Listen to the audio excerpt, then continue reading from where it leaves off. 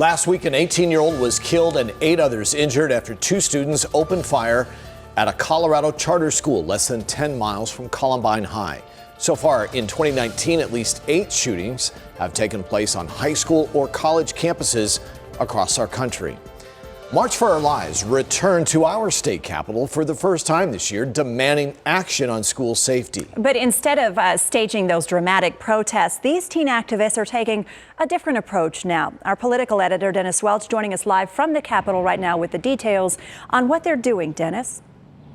Yeah, and what a difference 1 year makes. Last year, March for Our Lives, those teen activists were occupying the governor's office. They were holding and staging die-ins here on the Capitol grounds. But this year, they're working side by side with lawmakers and elected officials.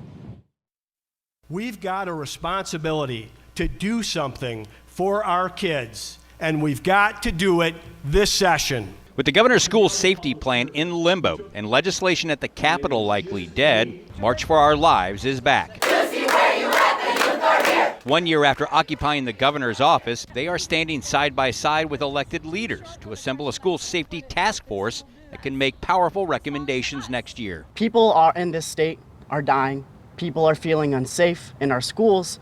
At my school, there have been students who have ended their life just this year, and nothing happened last session.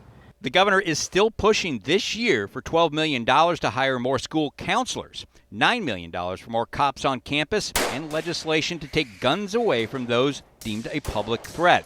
But Republican Senator Kate Brophy-McGee said his plan is all but dead this year. As far as the school safety plan this year, I don't think that has a path forward. What is important to me is to talk about the rebranding of March for Our Lives, which has enhanced their credibility and really focused their efforts on something we really can do something about.